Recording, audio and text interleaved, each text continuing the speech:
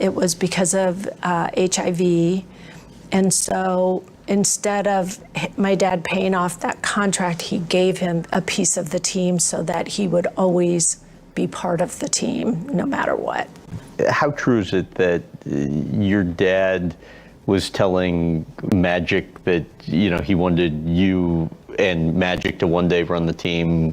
Westbrook, to me, got exposed. Westbrook is fraudulent because he's a stat machine who cares only about his personal stats, and he prioritizes personal stats over winning basketball games.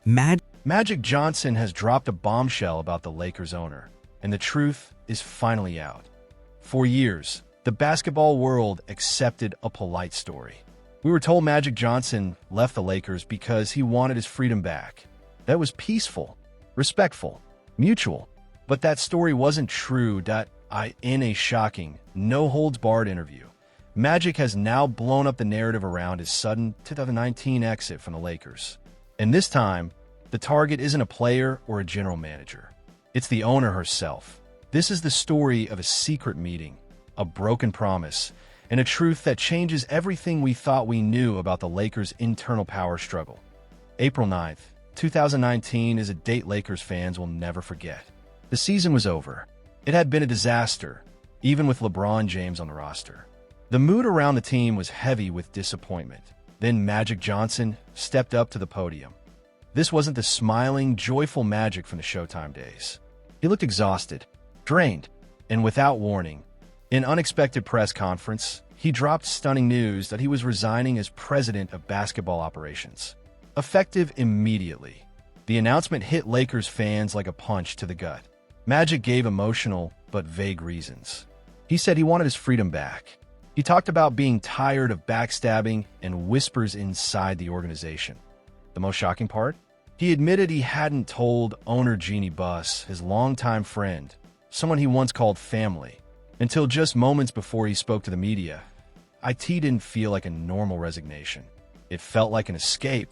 The basketball world was left asking one question: what or who could make Magic Johnson walk away from the Lakers like that? What followed was a carefully polished story.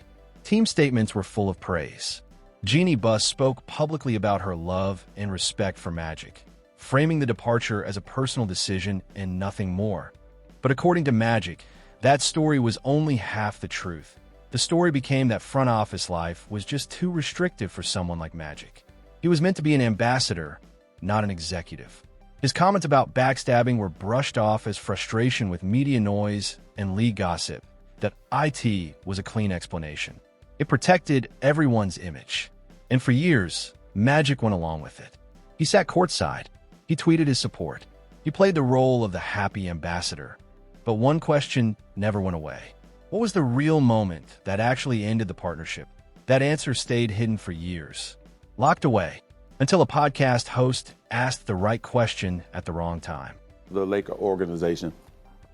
But sometimes as a man, you have to make decisions based on your well-being, right? And I made that decision based on me and my own happiness. And so I could have done it a different way. Yes, he's right. But I did it my way. And that doesn't take anything away from our relationship or how I feel about LeBron. But sometimes as a man or a woman, you got to make decisions based on your own happiness. And sometimes Magic Johnson, what about him makes him one of the greatest leaders you've ever been around? He was like a wild card because he could do so many things. And that's today why I think coaches. The setting was a relaxed, long-form interview on a major sport podcast this week. For the first 40 minutes, it was classic Magic.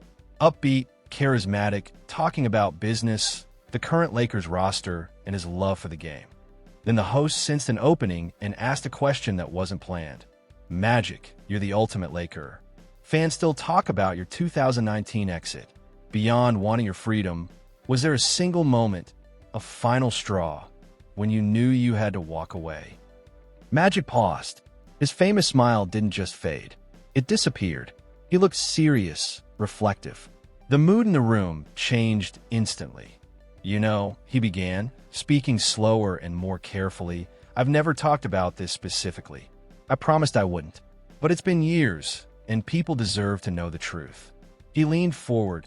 The freedom part was real, he said, but that wasn't the trigger. The trigger was a broken promise, a serious breach of trust at the very top. Then he revealed the secret that in the weeks before his resignation, Magic said he was working nonstop, trying to finalize a trade that would set the franchise up for the future. He believed he had the authority to make a major basketball decision. Authority, he says, was clearly given to him by Jeannie Buss when she hired him. But when Magic presented the framework for this potential deal, a deal he called transformative for the Lakers' future, he was told to stand down, not by the general manager, not by an advisor.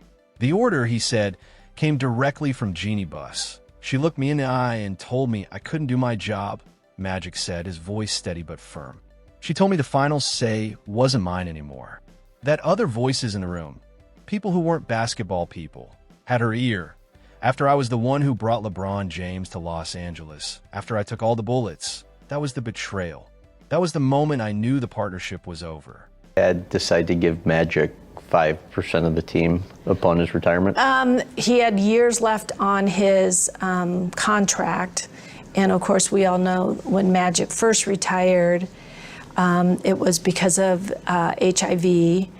And so instead of my dad paying off that contract, he gave him a piece of the team so that he would always. Which NBA player wins in a one-on-one Lakers edition? Anthony Davis versus Magic Johnson. Magic Johnson. I don't know. Magic's words hung in the air. Other voices in the room, people who weren't basketball people, had her ear. That simple phrase unlocked the secret history of the Lakers' front office chaos.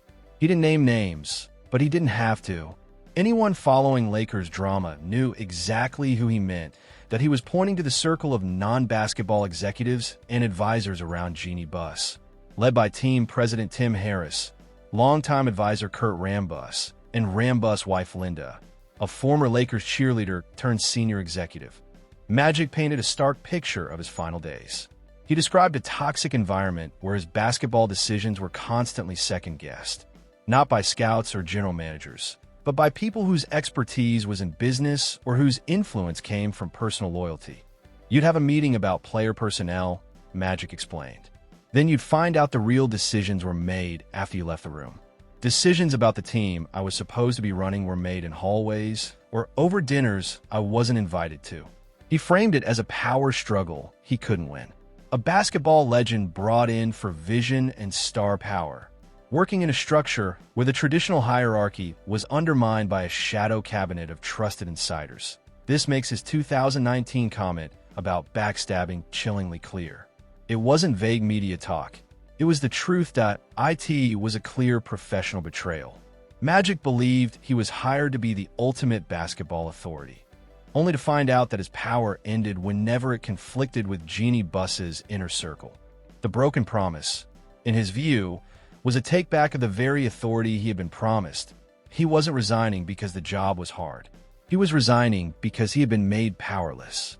His role had been reduced to a figurehead, while real decisions flowed through channels he couldn't and didn't want to access. A lot of changes. Sure. Laker fans, be patient. We're going to get there. We will not finish till we're all proud. Did your confidence in Rob ever waver? It looks like this could be another good summer, but did your confidence during this whole ordeal ever waver? I mean, it's like I've always had confidence in Rob. It's you know, whatever the speculation is out there, we don't need the outside media. That's old dog right there. That's old dog.